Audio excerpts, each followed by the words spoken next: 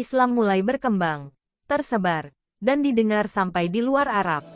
Banyak para pemimpin negara atau pemimpin agama yang berusaha untuk mengorek lebih dalam pengetahuan tentang Islam. Hampir tiap hari kediaman Rasulullah tak pernah sepi dari kehadiran tamu-tamu asing dan tak dikenal oleh para sahabat. Suatu saat Rasulullah kedatangan tamu yang merupakan delegasi dari berbagai negara dan sengaja datang untuk berdialog tentang Islam. Para tamu delegasi tersebut datang mengendarai unta karena zaman itu adalah kendaraan yang paling mahal dan mewah untuk dimiliki.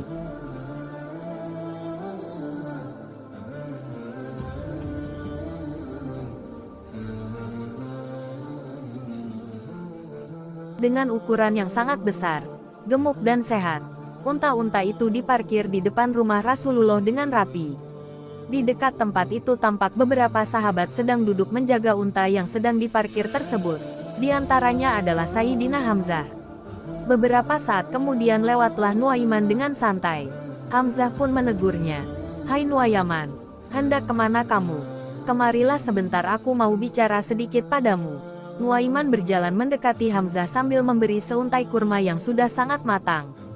Hamzah meneruskan kalimatnya. "Lebih enak daging unta daripada kurma ini menurutku, dan bukankah sudah lama sekali kita tidak makan daging unta?" Tiba-tiba mata Nuaiman tertuju pada unta-unta yang sedang diparkir di sebelah rumah Rasulullah. "Unta siapa itu?" tanya Nuaiman pada Hamzah. "Tamu Rasulullah," jawab Hamzah singkat. Nuaiman pun meloyor pergi. Tentu saja dia langsung menyambut ide yang ada di otaknya.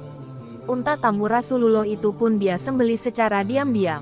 Lalu Nuaiman mendekati para sahabat yang masih duduk seperti keadaan semula.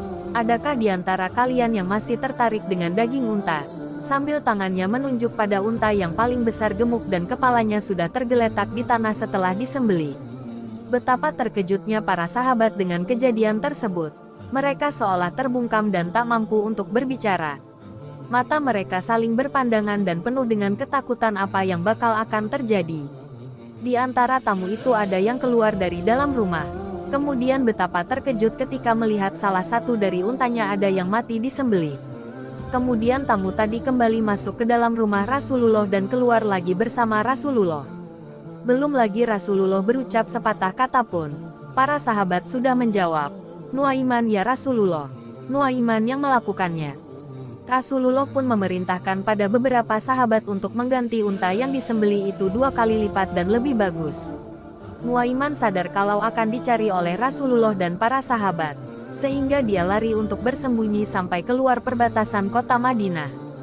Sampailah dia di perbatasan kota, dan melihat Al-Miqdad yang sedang membersihkan sumur rumahnya. Dia dekati Al-Miqdad kemudian menyapa, "Bolehkah aku masuk ke dalam sumurmu? Ada apa sebenarnya yang terjadi sehingga engkau ingin masuk ke dalam sumurku seolah hendak bersembunyi?" kata Al-Miqdad. Nuaiman lalu menceritakan kejadian sebenarnya dan alasannya bersembunyi. Al-Miqdad pun mengizinkan. Sebelum masuk ke dalam sumur, Nuaiman meminta pada Al-Miqdad berjanji agar tak memberitahukan kepada siapapun tentang keberadaannya, termasuk jika Rasulullah yang mencarinya. Lantas Nuaiman segera masuk ke dalam sumur yang baru saja dibersihkan itu. Tak lama waktu berselang, muncullah Rasulullah bersama beberapa sahabat yang ikut mencari Nuaiman. Rombongan itu mendatangi Al-Miqdad untuk bertanya di mana keberadaan Nuaiman.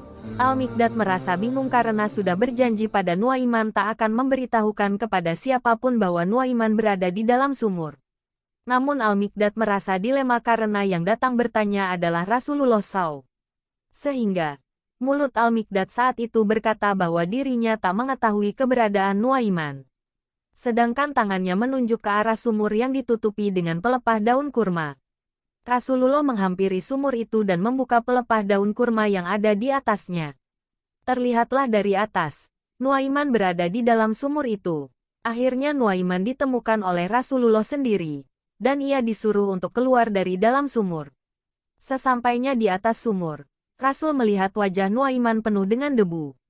Lalu tangan Rasul membersihkan wajah Nuaiman. Rasulullah tidak marah sama sekali, sambil tersenyum dan terus membersihkan wajah Nuaiman.